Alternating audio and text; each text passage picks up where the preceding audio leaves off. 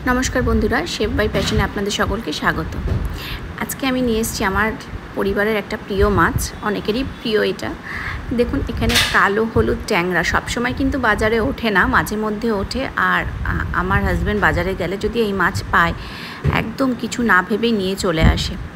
तो आज के सेटाई बानाबो, टैंगरा माछेर चच्चड़ी। हाँ, शीतकाले तो पेঁয়াজ कলি आलू दिए आमरा सकलेई टैंगरा माछ चच्चड़ी खेये थाकी, किन्तु आज के आमी आलू दिए बेगुन दिए पेঁয়াজ दिए किभाबे बानाबो टैंगरा माछेर चच्चड़ी सेटाई आपनादेर साथे आजके शेयर करब।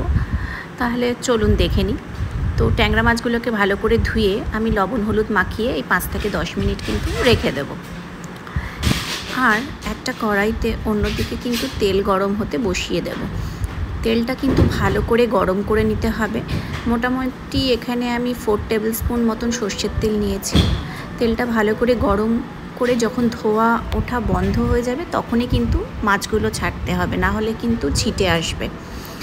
तो माछगुलो आमी 2 बैच 3 बैच करे भेजे निয়েছি। खूब कड़ाও करब ना, हालकाও भाजबो ना, मोटामुटी भाजा जेमन हय माछ सेरकमই करब। हाँ, तो जेटा बलार छिलो, अनेक समय आमरा एकटा भिडियो नामानोर जोन्नो किन्तु प्रचुर कष्ट करी। এবং আমার ক্ষেত্রে আমি যেটা বলবো সেটা হচ্ছে আমি একা হাতে সম্পূর্ণটা করি।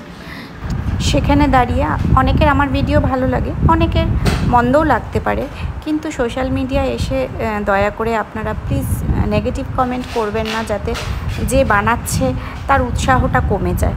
সেটা শুধু আমার ক্ষেত্রে নয়, সকলের ক্ষেত্রেই আমি বলছি। আচ্ছা দেখুন, মাছগুলো আমি তুলে রাখার পর সেখানে আমি 2-3টে মতন শুকনো লঙ্কা আর দিয়েছি এই হাফ টিস্পুন মতন কালো জিরে আর দেব কিছুটা রসুন। ফোড়নটা কিন্তু ভালো করে ভাজতে হবে। রসুন দেওয়ার পর কিন্তু গন্ধটা একটা আলাদাই বেরোয়। তো আপনারা চাইলে রসুন থেতো করেও দিতে পারেন, কোনো অসুবিধা নেই, বা কুচো করেই দিতে পারেন। এবার একটু আমি ভালো করে কিন্তু ভেজে নিয়েছিলাম লাল লাল হওয়া অবধি। হ্যাঁ, তো যেটা বলছিলাম, সোশ্যাল মিডিয়ায় আমরা দূর থেকে ভাবি যে খুব সহজেই তারা কাজ করছে এবং ঝট করে একটা রান্না করে ফেলছে, আমাদের সামনে নিয়ে চলে এসছে, বা যে কোনো ব্লগই আমরা যা দেখি, কিন্তু ব্যাপারটা অত সহজ হয় না। পুরো প্রসেসটা কিন্তু অনেকটা লেন্দি থাকে। তো কখনো তাকে আক্রমণ করার আগে দুবার একটু ভেবে নেবেন যে যাকে আমি বলছি, হ্যাঁ, তার কতটা খারাপ লাগতে পারে। বা আমি বলবো যে ভালো না লাগলে আপনারা স্কিপ করে যান, দেখবেন না, কিন্তু প্লিজ তাকে ভুলভাল কমেন্ট করে তার উৎসাহটা কমিয়ে দেবেন না। এবার দিয়েছি আমি 2টো পেঁয়াজ কুচো করে। এখানে আমি কোনো বাটা মশলা কিন্তু দেব না, সম্পূর্ণ ভাজা মশলাই দেবো। আর পেঁয়াজটা নরম হওয়ার জন্য আমি দিয়েছি সামান্য লবণ। যে কোনো রান্নাতেই পেঁয়াজ যখন ভাজবেন সামান্য লবণ দিয়ে দিলে পেঁয়াজটা কিন্তু তাড়াতাড়ি নরম হয়ে যায়।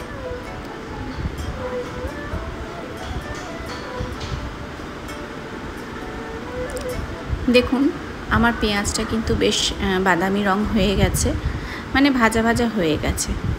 এবার আমি সরু সরু করে কেটে রাখা একটা আলু দিয়েছি আর একটা বেগুন।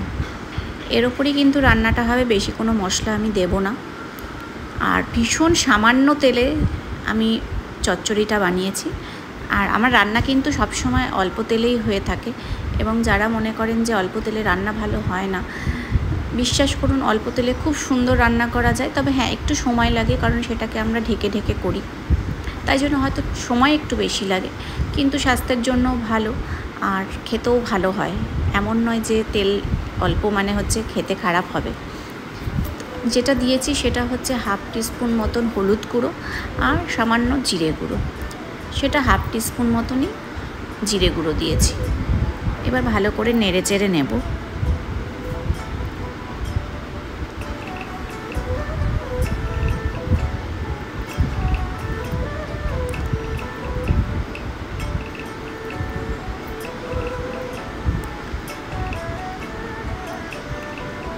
দেখুন, আমি ভালো করে কিন্তু মশলাটা দিয়ে নেড়ে চেড়ে নিয়েছি। আর এবার দিয়েছি আমি একটা গোটা টমেটো, একটু বড় সাইজ হলে ভালো হয়, তো আমি একটা বড় সাইজের টমেটো কেটে দিয়ে দিয়েছি। এবার কিন্তু আমি একটু নেড়ে চেড়ে ঢাকা দিয়ে রেখে দেব, কারণ টমেটোটাও নরম হবে আর আলুগুলোও কিন্তু সেদ্ধ হবে।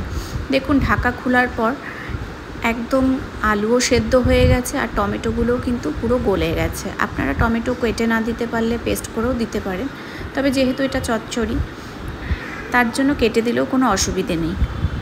আমি সামান্য একটু জল দিয়েছি, কারণ জল না দিলে জিনিসটা কিন্তু মজবে না ভালো করে।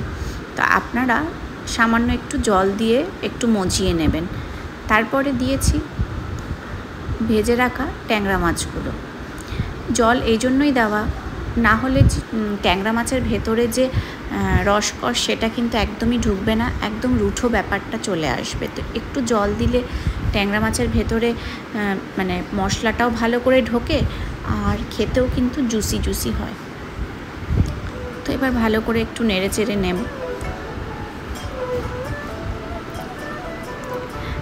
জল দেওয়ার পর কিন্তু আমি আবার একটু ঢেকে দিয়েছিলাম। ঢাকা এই 5-10 মিনিট পর খুলেছি। খোলার পর দেখুন আমার জলটাও কিন্তু টেনে গেছে আর একদম গা মাখা করে আমি এটাকে নামিয়ে ফেলবো। আমার কিন্তু ট্যাংরা মাছের চচ্চড়ি রেডি। আপনারা ধনেপাতা থাকলে ধনেপাতা ছড়িয়ে নামিয়ে দিতে পারেন। কেমন লাগলো আজকে আমার ট্যাংরা মাছের চচ্চড়ি? ভালো লাগলে পাশে থাকবেন আর আমাকে এগিয়ে যাওয়ার জন্য একটু সহযোগিতা করবেন। ভালো না লাগলেও কোনো অসুবিধে নেই, কিন্তু ভালো লাগলে একটু কমেন্ট, লাইক, শেয়ার আর সাবস্ক্রাইব করে দেবেন, বেল আইকনটা টিপে দেবেন। ধন্যবাদ। আবার আসবো নতুন কোনো ভিডিও নিয়ে।